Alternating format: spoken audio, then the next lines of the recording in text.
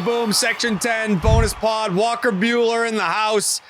Second time that I've interviewed Walker Buehler, but the first time on Section 10. What I love and appreciated about Walker Buehler in the first interview that we did together was he picked right up on my crutch phrases and my crutch question. I'd be like, so I got to ask you. And I said that like 7 times, and he was like, if you got to ask me, then just ask me, man. So he's a beaut. Very, very excited that he's on the Boston Red Sox. First of all, welcome to Boston, Walker Buehler.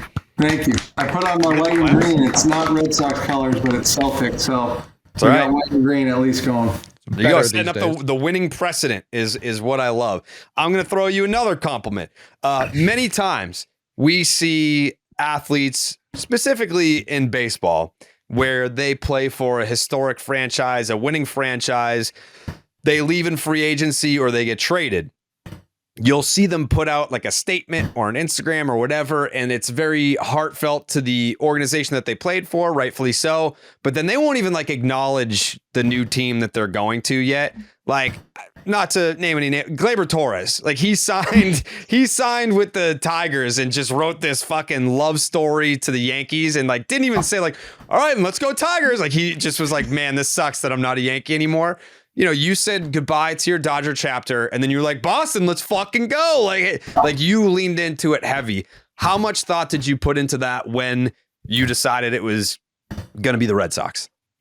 Not a ton, man. It just is what it is. I know the Dodger thing that I put out, we were going to try and put together like some reel or whatever, but they did it better than I could have ever done. And so I just kind of used theirs and put it on there, and it was cool, man. You spend 7 years somewhere, and they drafted me, and we won 2 World Championships, and I have very fond memories of playing in LA. But at the end of the day, you decide to move on. You move on, and I'm thrilled to play in Boston. I think there's like the Yankees, and then there's the Red Sox, and there's the Dodgers. There's a few franchises that are kind of the cornerstones of our league, and like what you're talking about, I don't know necessarily if Detroit would be considered in that kind of same thing. And so I think if you're going kind of apples to apples, you kind of acknowledge both. Now, I understand if it's apples and oranges that maybe you approach it a little different, but I don't think I'm quite in that situation. Fuck these oranges. I'm saying nothing about these oranges. No chance.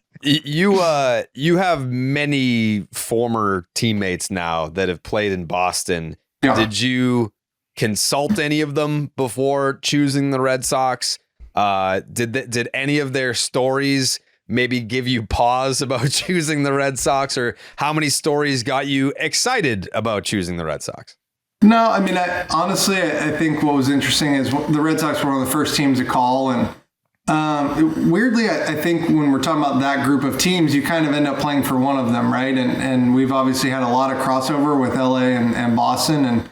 But for some reason, it wasn't like it wasn't in the forefront of my head. But the more I thought about it, talked to people about it, they're like, yeah, you'd probably be a pretty good Red Sox. I'm like, yeah, maybe, I don't know. Then we kind of got into it and had some conversations. And I think at this point in my career and how last year went, like to have a team that really wants me to be there and wants me to be a part of what they're trying to kind of build and finish off at some point, I think, I couldn't really ask for a better fit and kind of opportunity for me. So when you're fielding 1-year offers from a multitude of teams, how did the Red Sox separate themselves? Like, obviously you've got Breslow in there. They probably had Bailey having conversations with you. They've got charts. They can say like, we can do X, Y, and Z with you to get you back to where you were. And maybe even beyond that, like you're still in the prime years of your career. How did the Red Sox separate themselves from the pack? I think first and foremost, there's the culture and the expectation. Like, just to be frank, I'm kind of used to the expectation of like it's world championship or bust, and to not play baseball that way, I think would be somewhat difficult for me. Then I think you kind of look at all right, obviously I know the 40 guys in LA. Now the other teams, who else do I know, right? And you start rattling off, well, this guy's in this place and whatever. And I have a relationship with Trevor and Giolito and some of these other guys that I've known for years, kind of playing against or playing with their high school buddies or whatever.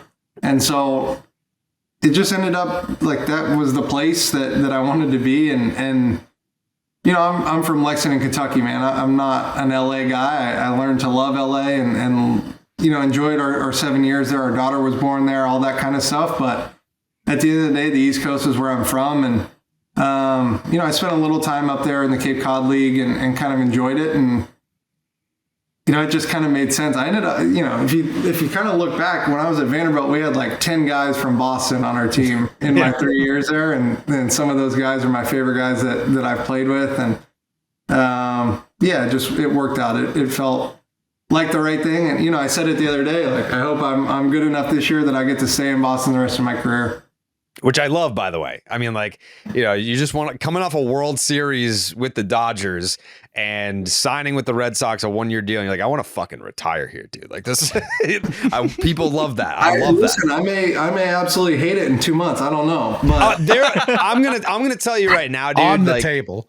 There will be moments I wouldn't blame you. where you probably do hate it. I will tell you off the record which reporters are not worth the air out of your lungs. I will tell you right now which radio hosts don't know ball. So whatever they say, it doesn't should not matter to you whatsoever. We'll make sure that you're protected in that regard. But I will tell you, I did my first media thing the other day, and in LA, the media is they like the Dodgers. The Dodgers are a good thing, and they're not super like cutting, you know, like the New York or Boston media. Like we kind of know that.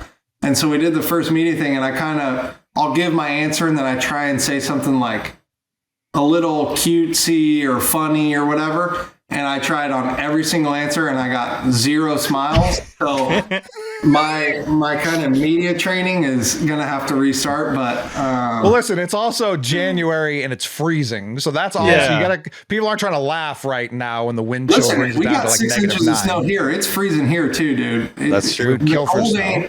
I'm all excited about Boston, but the cold ain't a Boston thing. Everybody gets cold. Sure, Walker's going to be doing stand-up at like MGM Music Hall.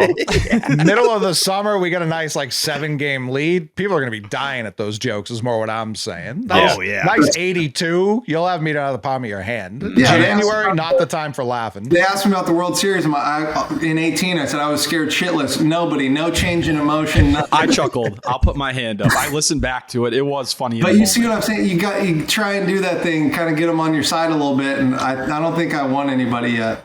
Well, there was also the tight pants question in the 2020 run. That there was no chuckles in the room that evening. No, well, we lost. If you lose, there's no chuckles, right? See, that's important.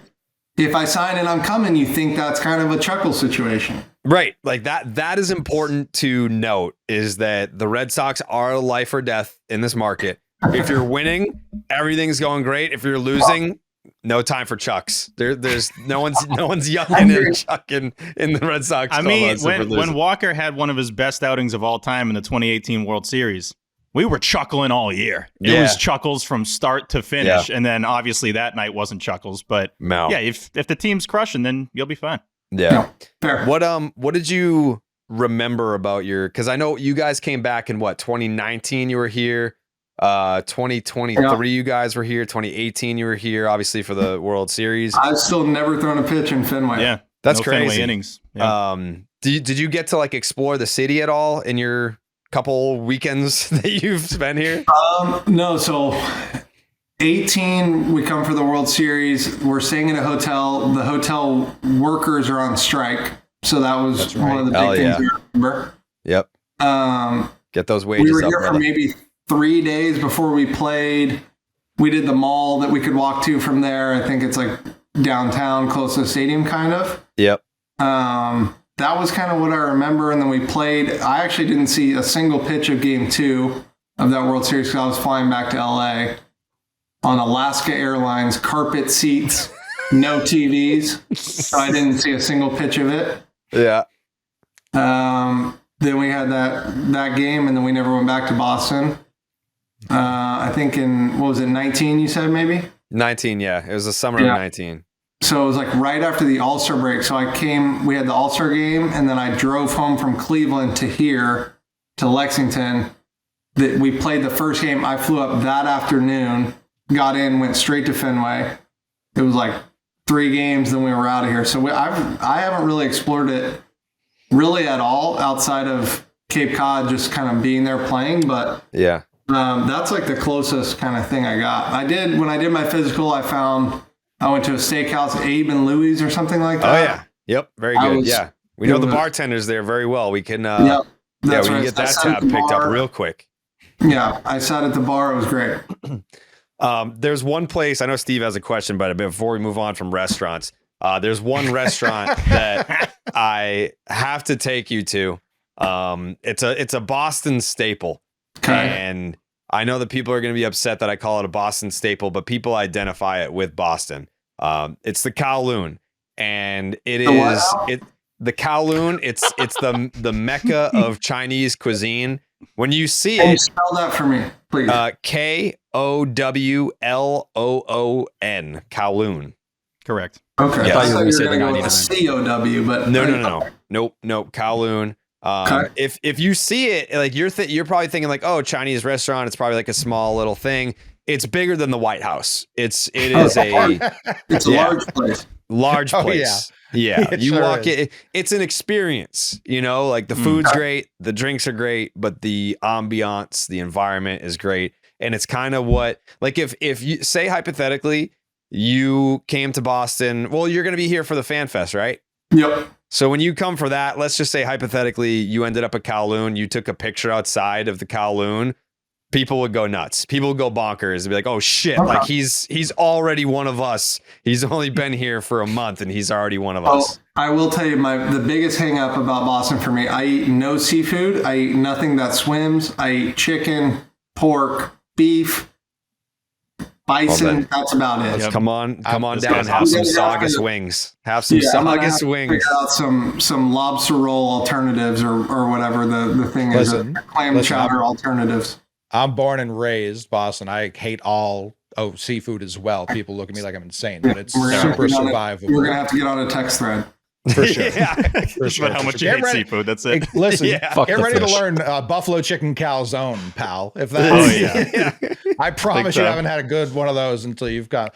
Jared's right. Chinese food and buffalo chicken calzone. I'll put us over the rest of the country in those two things. I like it. Yeah, without question. We talked about the Cape League. Cape League came up. It's like my favorite thing on the planet.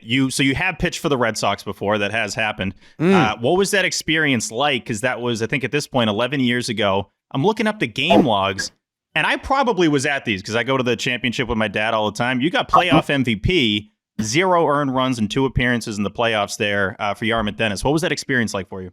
Yeah, the 15 1/3 innings of no runs I remember pretty distinctly, but pretty good. No, up there was great, man. We had won the national championship that year at Vandy, so I didn't get up there until like July 8th, I think. I don't know how I remember that, but I remember telling Pickler I'll be up there on the 8th, and so we got up there. I threw some games. We had an awesome team, an awesome group of guys, and shout out to Pick. Pick is like a Cape Cod legend up there, and we won the thing, and then they ended up three-peating, I think. Yep. So that's about as dynamic a YD Red Sox run as you'll ever see. What was the housing situation like for you? I'm always curious of the host families and all that. That went smoothly. The Howard family took me in. I felt kind of bad. I was 19, 20 years old, a little arrogant, had won a national championship. I didn't really want to do the play catch with the kids and hang out situation quite as much as the guy that was there before me had done. And so I felt like I kind of let them down a little bit in that respect. So I apologize for that to the Howard family, but I still talk to them. That's big of you. We've been waiting for this apology for 11 accepted. years. I still talk to them pretty regularly, but no, three guys on our team lived with a guy named Doc, and so I would hang out there a lot as well. And it was fun, man. We had a putt course that would stay open for us only. So we had a big invitational tournament, the Whitey Red Sox Invitational. Yeah, I was going to say, was it Pirates Cove by chance? It was Pirates Cove. Yes. Yeah, that is awesome. So that's like the best mini golf course on the planet, by the way. You get 2 courts. Did you do Blackbeards? Yeah, we had an invitational tournament. So Whitey Red Sox only, a team only tournament that I organized. I enjoyed it. I did not win, but I enjoyed myself nonetheless. So, yeah, I mean, that's about as fun as you're going to ever have playing like high level baseball, probably, in terms of no school, no strength coach, no nothing. You get to go, show up, play, go to Pirates Cove, have 5 or 6 beers. It's just kind of it was a pretty cool scenario for playing baseball. I've never heard an MLB player mention Pirates Cove. This is my favorite interview we've done. It's the best place on the planet. That was incredible. It is. My grandfather used to work there, so I always had free. I've never paid for Pirates Cove. Me either, man. We still have tokens. Yeah, so we're like the same guy, essentially, is what I'm hearing. We've got some common traits going. I like apples to apples, some might say. Yeah. I do like how you clarify. I organized it, didn't win, but just want to say I did organize it. So I get some credit. I also like the subtle, I had 15 1/3 shutout. I just got off the Vandy National Championship, just casual summer, Yeah. We've all been so in summary, no, I don't want to play catch with your kids. No. Yeah, fuck them kids. Kind of too big a deal for that shit. That was a personal mistake that through a little maturity about 10 years, I think I probably should have done better and could have done better, but yeah, I'll be honest. I'll back you on that. I would have been even worse. I would have been like, you know what? Your kids aren't living here anymore. I'm moving my friends into their bedroom. We're turning this into a party house. Well, the son has actually become like a big boy hockey player, so I'm very happy for him. I don't know where he's going to college, or I think he's in college maybe, but his dad sends me updates like he's a big boy hocky player. Love that. Shout him out. Maybe he'd probably be a big time baseball player if you played catch with him once. That's true. He quit baseball when you didn't play catch. Maybe I would have put him on a bad path. He would have fallen in love with this instead of the risk. That's true. That's true. I do have to tell you, you are not the first pitcher to record the last out of a World Series to appear on this podcast. That's actually a distinction that belongs to Christopher Allen Sale. But that experience, you win a national championship in college, and you win in the playoffs in the Cape League, and then you record the final out of the World Series. Is there like a childhood dream that you have that you haven't yet accomplished?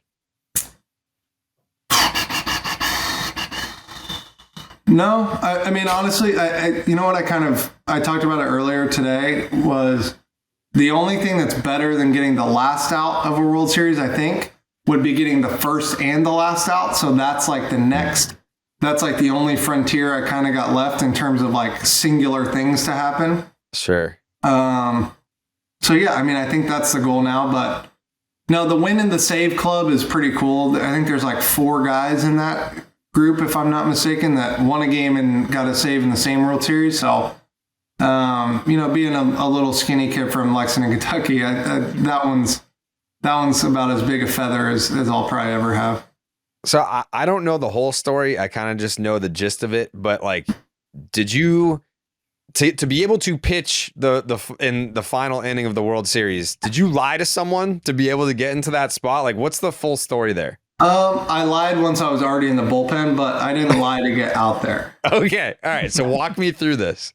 So on the way to the game, we're in New York. I tell our GM and one of our other front office guys, hey, if something gets weird, I said squirrely, I think has been reported. I don't really use that term a lot, but I guess that's what I said. If it gets squirrely, I can go. And they're this is like the 3rd or 4th time I've done this in my career. I've never gone in. They've never let me have the ball. It is what it is.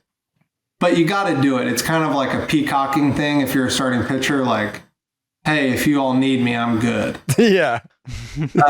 Something that Clayton has done, right? And he's kind of been the idol or whatever for however long. So I tell them that. They kind of roll their eyes, but say, okay. Then it's like the 3rd or 4th inning. The game's kind of weird. And I tell the front office guy, I said, hey, is this thing like squirrely enough for you guys? And he's like, yeah, I think it kind of is. And I was like, all right, cool. And so I went. Where are we at on the squirrel meter? I'm just checking. 1 to 10 squirrels. What do we got? I was doing some mental math and whatever. And so they kind of agreed. So I was like, all right, I'm putting on my cleats. And nobody said no. So I go in, put on my cleats, take my stuff, put my cream on, whatever. I walk out. Clayton is like coming in while I'm going out. He's like, where are you going? I'm like, the bullpen. He goes, all right, I love you. So we go. I tap Doc on the back. He's like standing up. He doesn't know any of this at the time. And so I tap Doc and say, hey, I'll be out there if you need me, and just keep walking so that he can't like say anything. I run out. Pryor saw me, but I didn't say anything to him. So I run all the way out there. I'm telling you, the moment the gate opened, the phone was ringing and he's yelling at me. He's like, what the fuck are you doing out there? I don't think he said that, but that's how I heard it. Yeah. And I almost got like real puffy on him and told him like, listen, your bosses told me I need to be out here, but I didn't. I was like, listen, we talked through it. I'm only out here if something gets weird. He's like, okay, that's fine. Have you thrown yet? And I said, yeah, I feel fine. I had not thrown a ball. I had not touched a baseball. I had thrown like 2 weighted balls and it didn't like hurt that bad. And so I go in and it's funny because they keep showing me, I've watched the game back and they keep showing me like on the thing, and I'm sitting there like talking grips with Honeywell and like trying to do anything to not think about potentially going in this game. And so like the 6th inning on, I would just kind of play catch and eventually it felt fine. And I kind of got adrenaline going. I think those games get later and the potential for what could happen kind of starts creeping into your brain. And then it was actually really cool because Daniel Hudson and I were warming up at the same time. And Huddy and I were in AAA together at the beginning of 2018. And Huddy's become one of my best friends in the world. So for like us to be warming up in that situation and then me go in and he retired after, it was a really cool deal. And yeah, you run in, I was scared out of my gourd, but we made it work. How has it? Go ahead, Coley. I was going to say, how funny was it when Judge dropped that routine fly ball? I'm not going to touch on that one yet. Listen, welcome to the rivalry, pal. You're not on the other coast anymore. Yeah. I don't know. Do you know who Martin Perez is? Yes.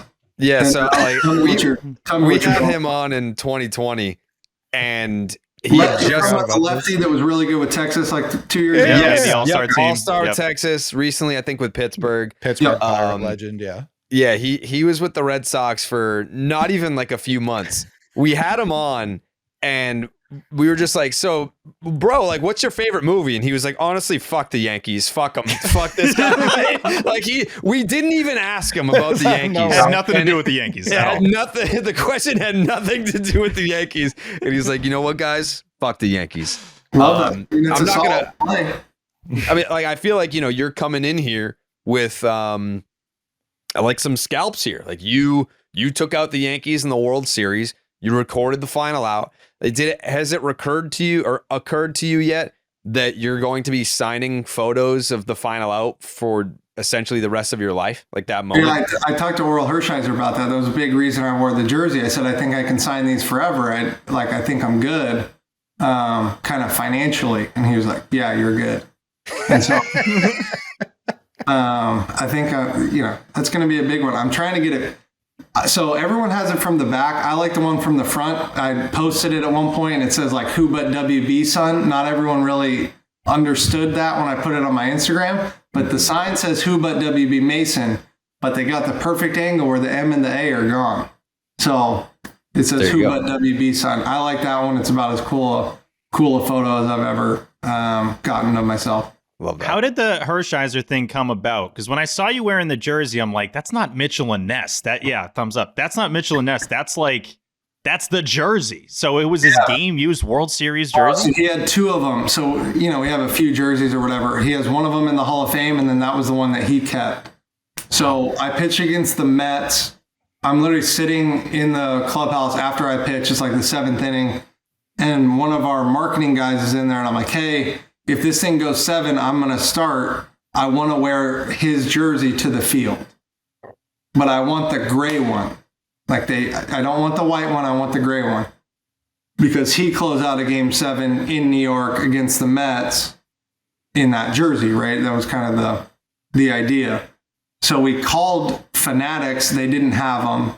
We looked all over the internet. We couldn't find one. So we called him and he had his wife send it to me but we ended up winning in 5 or 6 or whatever. We didn't get to game 7 against the Mets. And so I just had it. And so I wore it to game 1 of the World Series. People didn't notice it that much. But I texted him after we won and we got back. I was like, do you care if I wear this thing to the parade? I had asked him if I could wear it out after we beat the Mets. And he was like, yeah, go for it. I don't care. My wife was like, Walker, that jersey's worth like 50 grand. You can't wear that jersey out. Yeah. Like, we're going to a club in LA. It's not worth it. I was like, all right.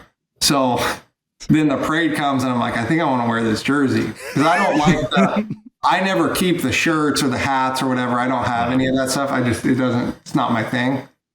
So I didn't want to wear the shirt that everyone was wearing. So I thought it was perfect. And I asked him and he said, yeah, spray shit on it, do whatever you want. Like, it adds to the flavor of it. It's his jersey. And early in my career, he and I were super, super close.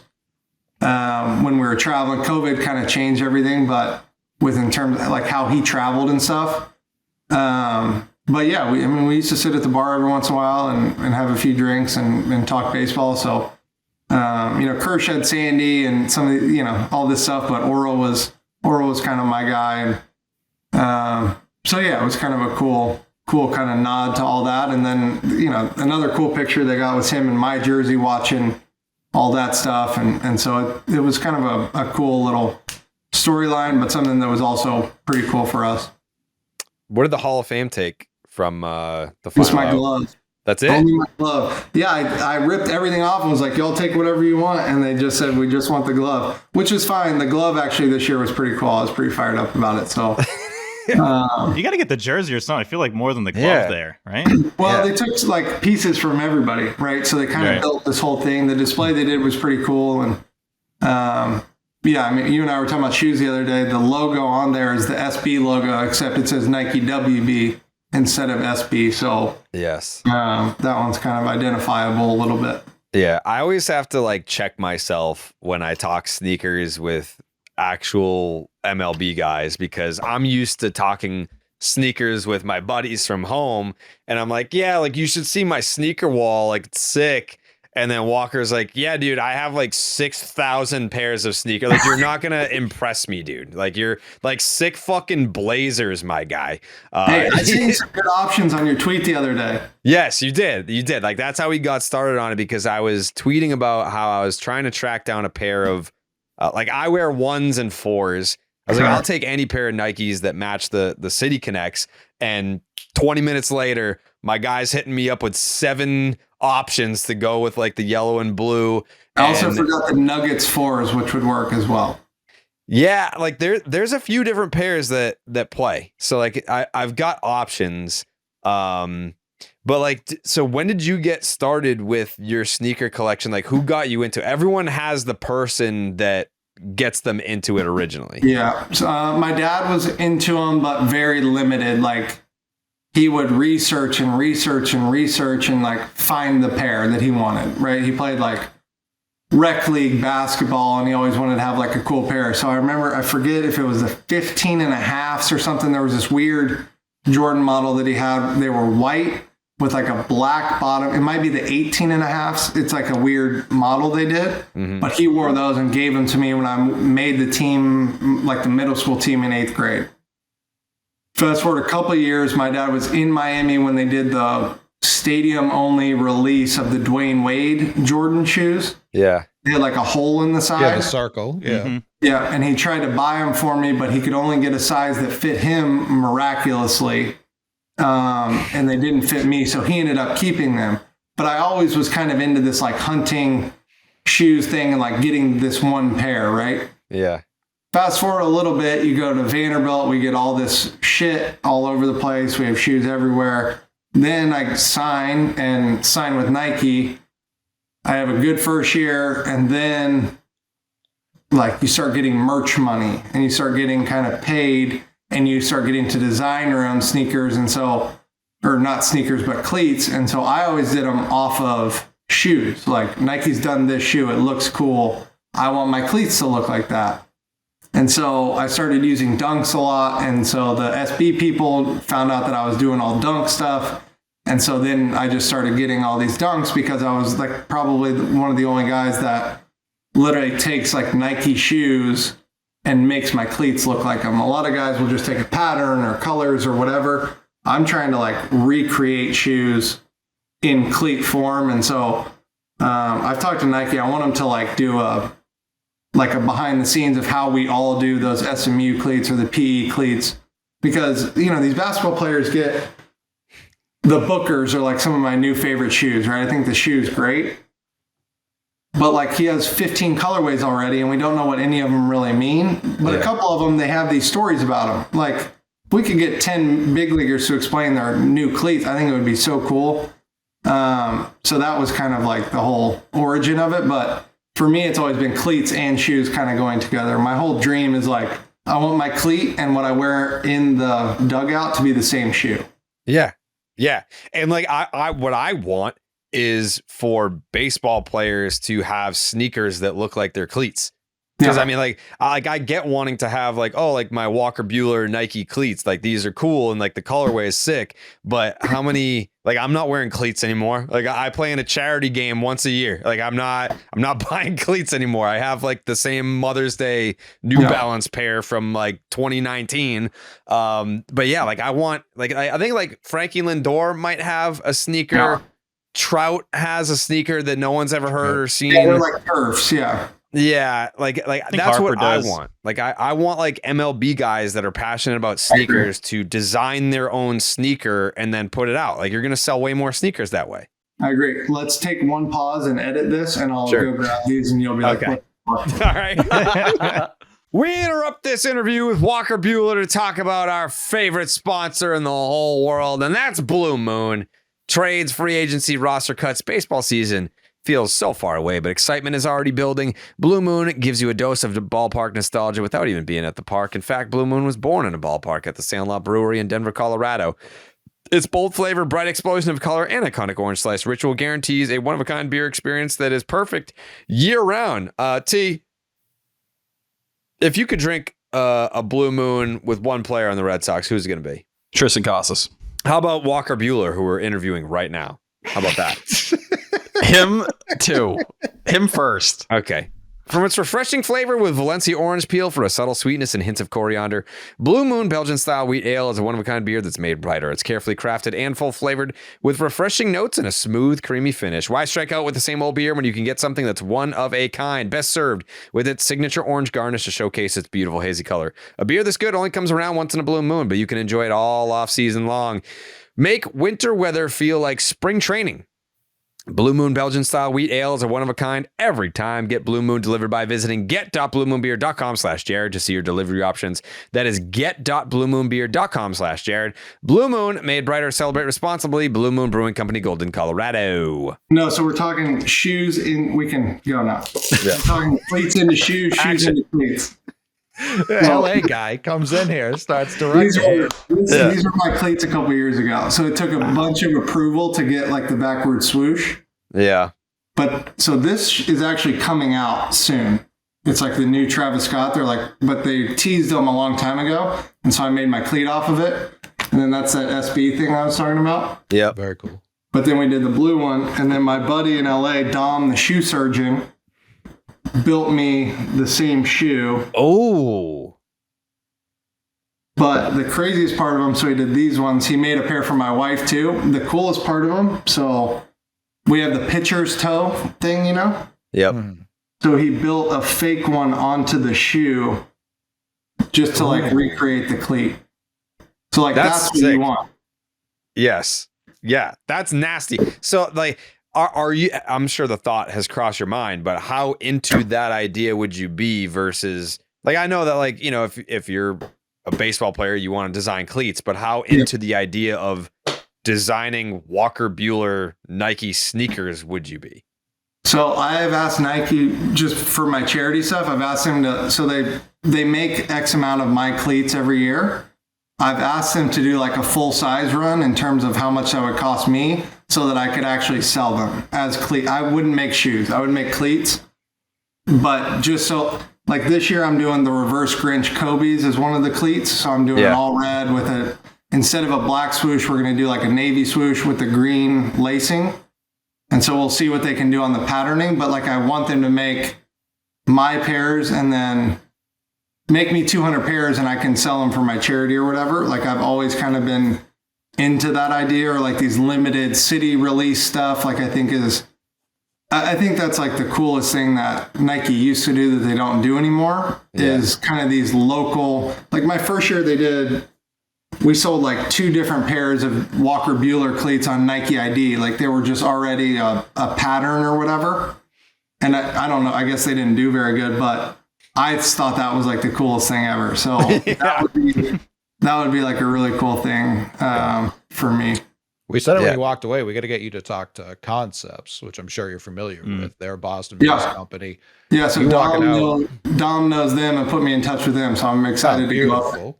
But them doing a pair of lobsters for you to pitch in, especially if you're a big SB guy, that would be... Well, my other pair, so I'm doing a Kobe pair and I'm doing a lobster pair.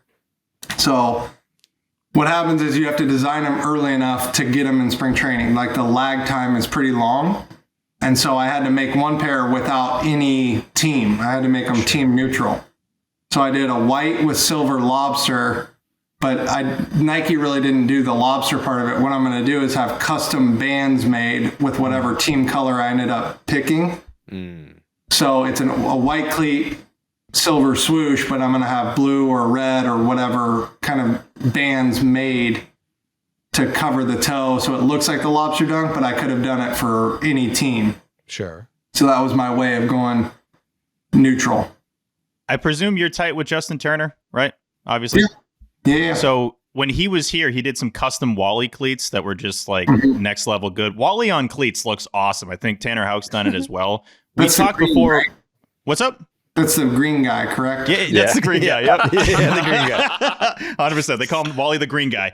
Well, the problem is Philly has the green guy too, so it's hard to identify him as like perfectly individual things. Right, because Bryce does the Fanatic on his stuff too. Yeah, he's actually had a physical like Fanatic popping out of the shoe. But yeah, we talked briefly about customs before. I love custom kicks. One of my favorite things ever. I love when the players do it. It doesn't happen nearly enough outside of Players Weekend, which that's a whole nother discussion. Players Weekend is the biggest thing that we got robbed of in COVID. I'll just say it's crazy. Absolutely crazy, but that's separate discussion because I was sad for you guys.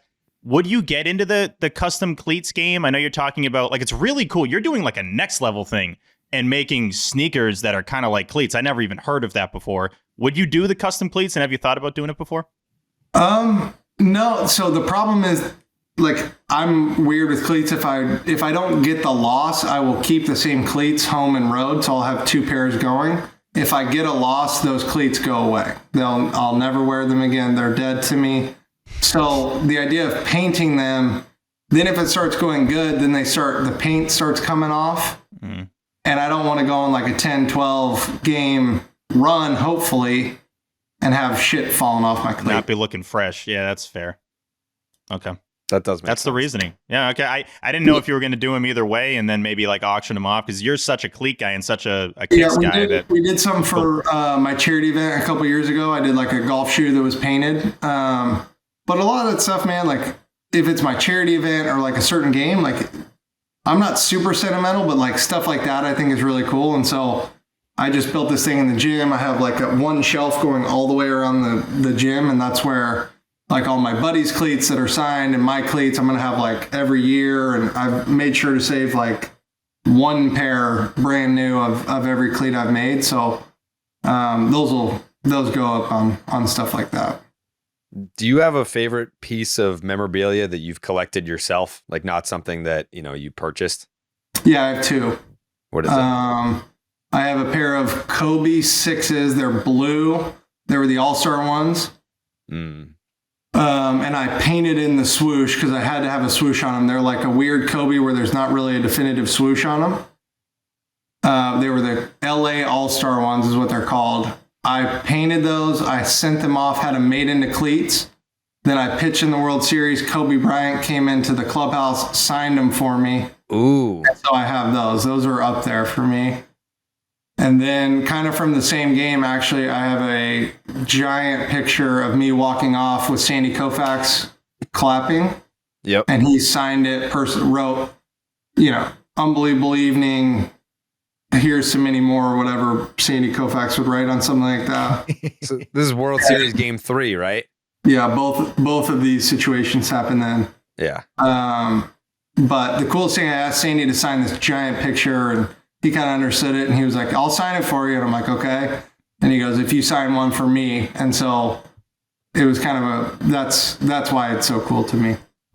That dude won 5 straight ERA titles and retired at the age of 30. Won an MVP, I think 3 Cy Youngs. Like, he basically had more of a Hall of Fame career and half the time spent of actual guys going into the Hall of Fame. Sandy Koufax doesn't get enough, like, I don't want to say GOAT talk, because obviously I think you need the 20 plus seasons to be in the GOAT conversation. But the fact that he was I think he was probably better than anyone has ever been.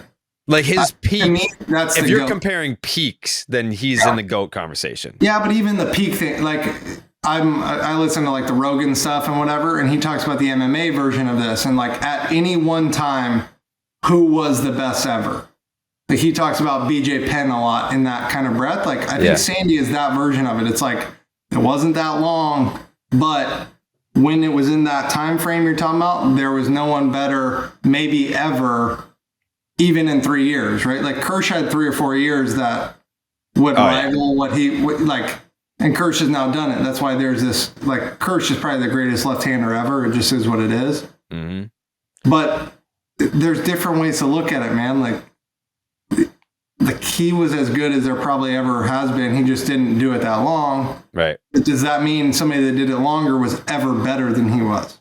So, right. I don't know. It's the typical GOAT argument thing, but it's, Sandy. The craziest thing about Sandy is he's mid-80s, late 80s, and he looks like he's about 62 years old. It's crazy. He looks great. He has not aged a fucking day in the last 25 years. And he's also not afraid to tell me or Kersh, like, here's the way you got to grip a curveball, and here's how you throw it, man. Like, this is, this is how you do it.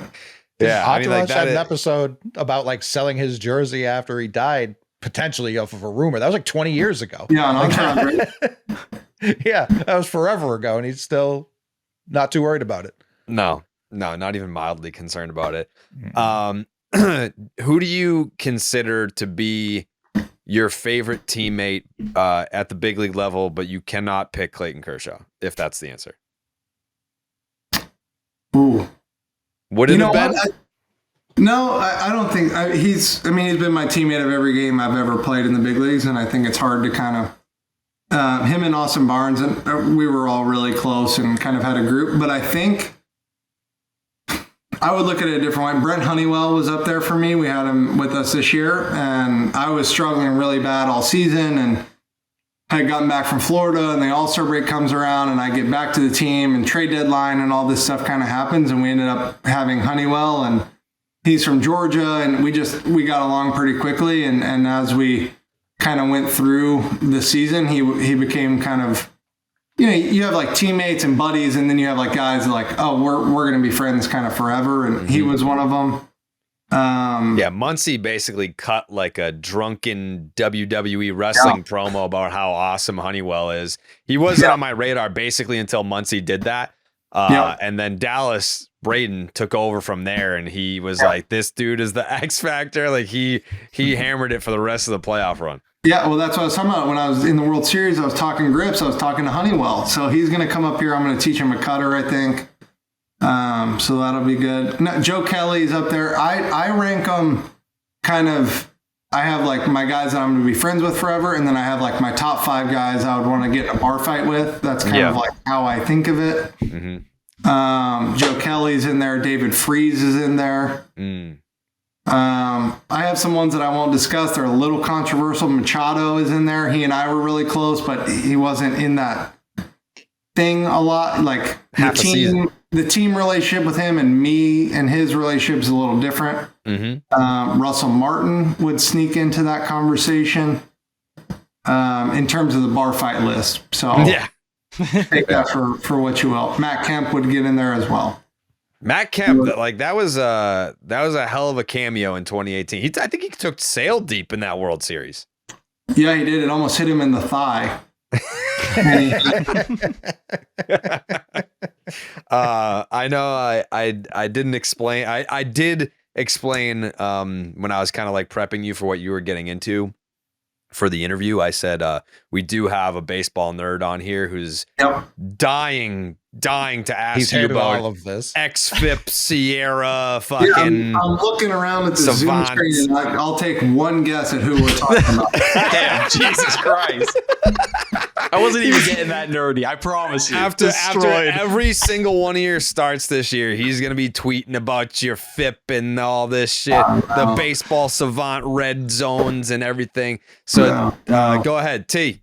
It's all you. Nothing too crazy. But you mentioned Game 3 of the World Series earlier, and I thought after the game you had like kind of this quote that stuck out then, but has stuck out since you signed, and it was like, hey, after 2 Tommy Johns, my stuff may never be what it once was, right? This elite stuff, but kind of between the ears and as a pitcher, I feel like the best version of myself. Yeah. At this point in time, do you kind of look at that as more like, hey, I've kind of figured out what I had to tweak, or was it a mechanical thing during the playoff run, a usage thing? Like, where do you kind of think that's going? I think the biggest thing is largely before my first Tommy John, I really did pitch. Like in college, that was the whole thing, is that I was like pitchable. I had a changeup, I had 2-seam, I did all this different stuff. And my first surgery, I came out of it and I was throwing 100. Like that became like obsolete for a while, right? And so fast forward, I have my second one. I'm back this year. I'm struggling. I'm throwing the ball like shit. Once my delivery kind of got back to where I knew what the ball was going to do, I used to be able to make an adjustment this big. Then for most of the season, every adjustment was 4 feet, right? I was just kind of guessing the whole time. My delivery was fucked up, and it is what it is. Like, I should have been able to fix it. I wasn't. We figured it out late. It is what it is. Once I got back to that, then I'm still against the backdrop that I've been struggling all year. My fastball is still not exactly the same as it used to be. So now let's adjust. And so I think that's a huge part of why I'm so excited for Boston, right? That Andrew has been as good as a pitching coach with guys started learning how to do all these other things. And listen, I think I'm still going to throw my fastball. Like, you know, there was a 4-year stretch where I don't know, as arrogant or prideful as it is, like I think I felt like I had one of the better fastballs in Major League Baseball. Like, I still want to be able to do that. But having someone that can kind of layer on a little nuance to it, I think is going to be super beneficial for me. And I think when I say I felt like the best version of myself in terms of being a pitcher, like I've never felt more diverse as I feel now. Like, for a while, it was kind of to righties, this is what I do. To lefties, this is what I do. It's going to go good, bad, or ugly. I'll ride and die with my fastball and whatever. And I think now I don't necessarily have to do that. And hopefully the die part of ride or die, like I can kind of curb a little bit. And so, no, I'm excited, man. I think, listen, again, I think where I came from in LA was awesome, and they drafted me, and I'm so excited for it. But I am super excited for kind of this fresh lens and fresh look at it. And I think having the little bow at the end of my season, right, gives me a lot of confidence and encouragement in terms of where I'm at. But I'm also coming off a bad year, right? So like, you have this, I want to learn stuff. I want to think through it. I want to talk about it. But also, like, I still know that I can go and do it. And so I'm really excited about it and kind of encouraged. Has the cutter and sinker been something like talked about? Is that like, you know, we hear all the time about Bailey. He gives every pitcher, especially even an off season ago, I got this whole plan for you. This is kind of how I want to go about it. Is there one thing, part of that plan, that has stood out to you that's like, all right, this is definitely a Boston thing. If I was still in LA, we would not be doing that. Or well, listen, it was a different approach. I'm not gonna reveal it, the secret weapon thing here. Right? Okay. Like, this isn't a 500 listener thing. People listen to this, so I'm not going to talk about it. I will tell you, Andrew was one of the only guys that talked about specifically what they wanted to work through. A lot of teams will tell you, hey, we have a plan for you. We're not going to tell you it until you sign here. Here's what we've done with other guys, and here's how we think through it, right? We'll show you what we did with them. Andrew was just like, hey, here's what I want to do. Here's what I think. So I think the general... It's kind of a weird thing, but people that have a conversation with you and talk to you as a baseball player, not as a member of this team or that team or whatever, like, I like to go into anywhere that we're like guys are throwing bullpens, and I'll sit there and talk like that. That's what we like to do. And that's how I think about pitching. And so I don't care if they're playing at Louisville or Kentucky or whatever. Like, I just want to talk pitching. And he kind of approached it that way. And I think that was like a big thing for me in terms of like, oh, cool. Like, you want your pitching coach to either be this like God Messiah thing or be your peer. Like that's the two ways that it works for me. Rick Honeycutt was like this guy that he coached Kershaw, and he made Clayton him, and he had Kenley, and he made Kenley and all these guys. And then we had Mark, who was more of a peer, and Connor, who was our assistant guy, was very much a peer for me. It's like, I can do it either way, but this in between where it's like smoke and mirrors, and I can't do it like that. And so for me to kind of know that he was going to talk to me pretty frankly, and here's what I think, here's what I see, I think is huge. And my last one would be, there's been some scuttlebutt going around that originally maybe the Red Sox were close. What did you say? Scuttlebutt? Isn't that what it's called? Yeah. Is it scuttlebug? That is the word. No, it's scuttlebutt. Yeah. I heard someone drop it recently. I was like, it sounds good. Are you going another word for rumor? Is that what you're dropping? Yeah, that's a good way to frame it. He's getting all squirrely with it right now. Squirrely, that's good. But no, that maybe the Red Sox were more in the lane of wanting a multi-year deal. Was there something for you that made a 1-year deal? Obviously, there's the mutual option attached, but that you looked at and was like, this makes the most sense for me? I mean, I'll just say this frankly. I was very involved in my free agency process. That report, I don't really know how valid that was. Interesting. That was something that I never heard about. But if that is true, I still think the situation that I'm in is what we should be doing. Like, it just is what it is. Like, they're making a big bet. They made a big bet that I'm going to be good. I'm also making the same bet. So we're on the same side of whatever it is, right? And, as we talked about kind of before this, like,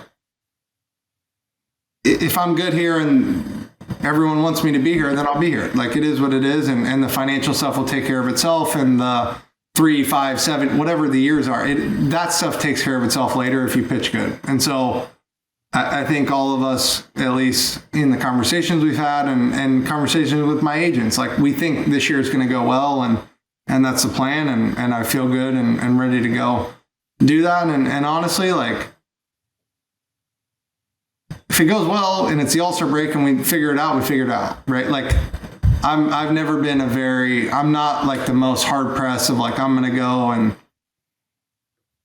squeeze all 30 teams to offer me and get every like, if I wanted to do that, I probably wouldn't be a Red Sox, right? Like, there was other offers that were more years and whatever. And I decided that I wanted to bet on me and go be myself again for a year and kind of see what happens after that.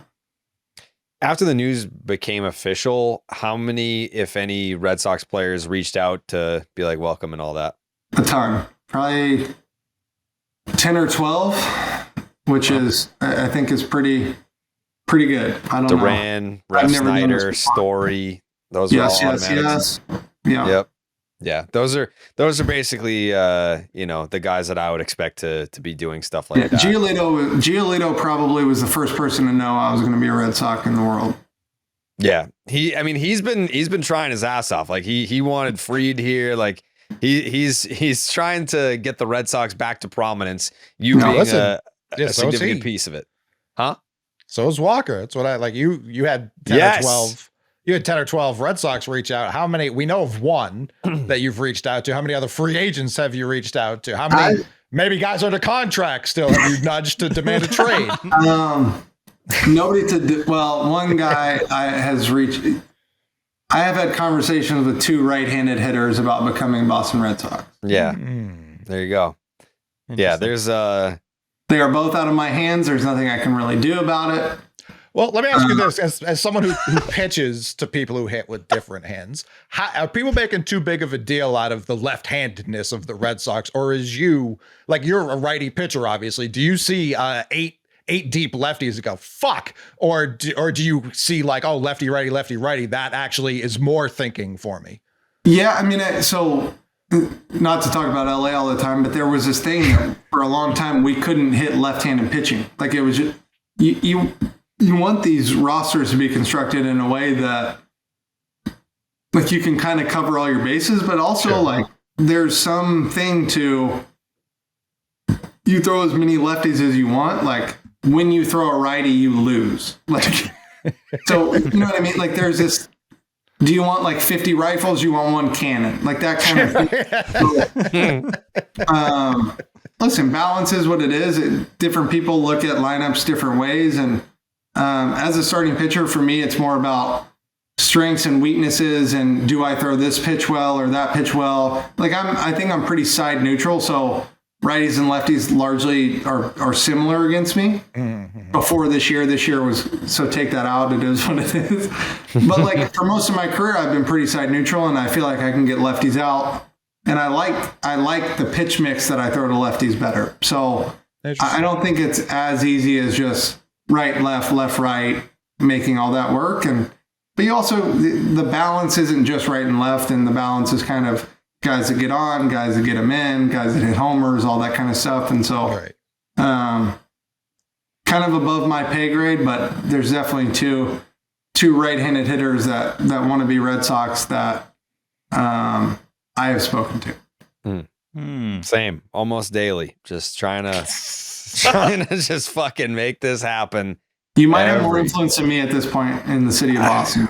Well, I mean, I'm at this point, I would say there's only one man that needs convincing, and I do not have a direct line to that individual. I do. I've sent some texts.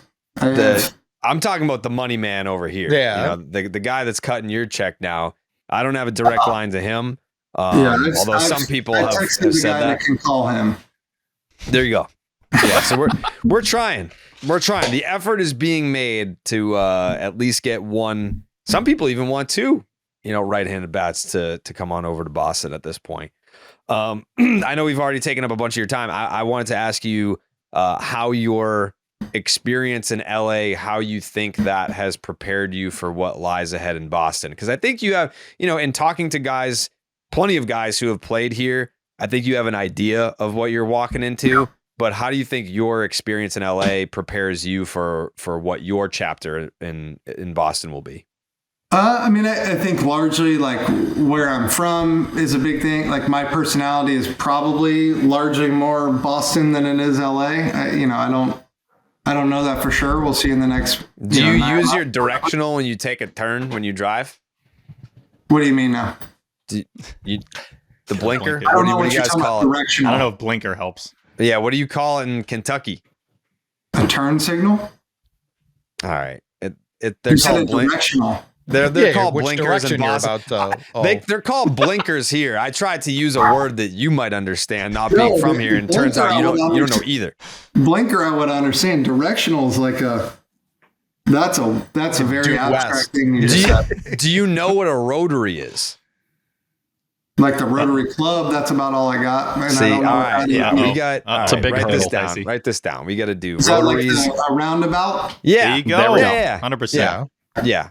Well, you got any other weird ones for me? I'll try and decipher for you. Have you heard your name said by like an authentic Boston accent yet? I'm not going to do the. I'm not going to try and do the accent. I'm not. No, not you do it. Definitely they've got to be smoking cigarettes and have emphysema. They could be, fucking Walker Buehler last night. Yeah, threw 6 1/3. Kid. Fucking 2 walks, kid. You kidding me? Listen, I don't want to be too stereotype here, but I feel like the town is a decent representation of it. Is that fair? Of an area of it. It's not like constant bank robberies throughout the city. I hope. Well, fair. I'm saying the accent. No. There's what would be the I need 2 movies to watch to get ready for this? Doesn't exist. Free You would Willy? think that two guys, Ben Affleck, Matt Damon, guys from here would have authentic Boston accents, but they've been gone so long that they don't. Like they now have to put on fake Boston accents to sound like they're from Boston. There's no Boston movie. I mean, Good Will Hunting's not a terrible example. Yes, there's not a handbook. What's the what am I thinking of? It's a movie? Boondock Saints. Okay, I'll check that one out before I go up there. Yeah, Willem Dafoe's in The Departed has Jack actively hating everything about Boston, which is very funny. Yeah. Still a good movie though. It is. It's a great movie. Love the film. Very good movie. The key to the Boston accent, you're right. Don't try it. That only such a. No, I'm not going to do it. There will never be a clip of me doing the thing. It's not going to happen. If they do make you try it, they're going to like really SNL Jimmy Fallon it and make you like go way over the top. It's the opposite. It's a complete lack of attempting to enunciate words. That's the one of my best friends in college was from Braintree, Massachusetts. Okay. So Okay. Go on. I learned it pretty good from him, and then my road roommate was from Lynn. Oh, God. That's next door to me over here. Lynn City of whatever Sin. Lynn City of Sin. The way you came out, you never went in.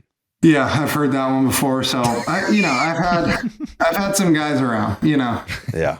But I don't think I don't think the Southern is ever going to cross into the Boston territory, to be honest. No. But I mean, to your point, I think you are more Boston than you are LA. Like you're either LA or you're not. And you're not an LA guy, but listen, you learn to like enjoy the certain parts of it, and like it was a cool 7 years. But to your initial question, like how do you handle it? I think it's just more kind of people that think like me or a little bit closer to the way that I want to live my life and think about trying to win a championship and whatever. So no, I'm fired up. Yeah. Before we wrap here, you apologize to the Howard family. I gotta apologize to you real quick. So you put your announcement tweet out there, and I replied with bizarre photo, but let's go, brother, with the clap emoji. A lot of people took that as, dude, you're not welcoming him with like open arms.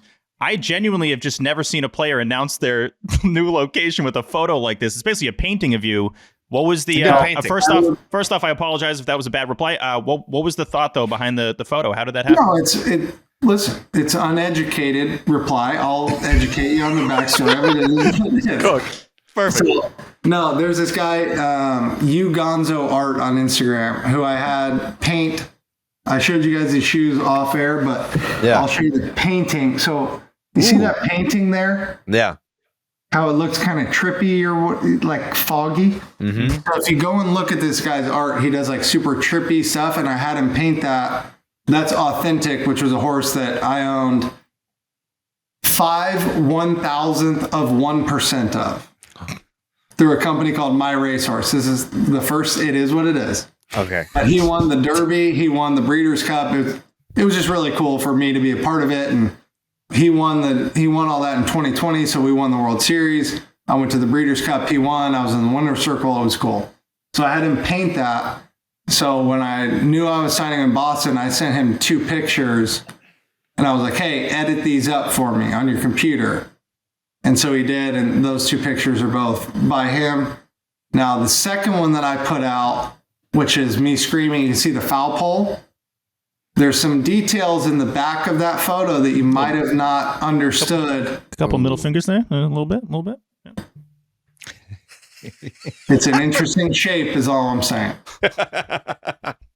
So, I like that. We just were kind of having fun with it, but everyone does the jersey swap thing, and so I was trying to do it a little bit different, at least with some of my own little flavor on it, I guess. Real quick, reasoning on 0, just because I didn't know if you answered. Yeah.